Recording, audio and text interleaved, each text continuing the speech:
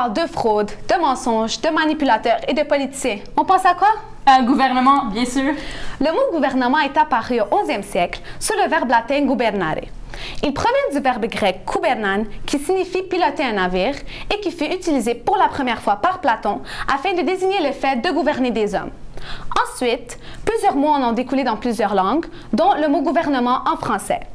Le terme gouvernement désigne un groupe de personnes qui ont comme fonction essentielle d'assurer l'avenir d'une société politique, donc d'une province ou d'un pays.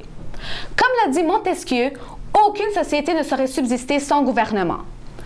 Dans l'ancien français, aux alentours du 13e siècle, le terme gouvernance était employé pour dire gouvernement. En 1265, il prend le sens d'action d'exercer le pouvoir politique sur un groupe social.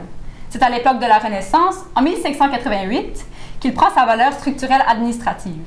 Par exemple, dans la hiérarchie d'un pays ou d'une province, il va être placé en haut, possédant ainsi le plus de pouvoir par rapport au reste de la société. Au 19e siècle, il va commencer à être employé de manière désignative, comme pour le gouvernement provisoire de la France de 1848. Contrairement à l'écrivain Montesquieu, François-René de Chateaubriand, un homme politique et écrivain français, va voir le gouvernement sous un angle défavorable. Et je cite, « Le plus grand malheur des hommes, c'est d'avoir des lois et un gouvernement.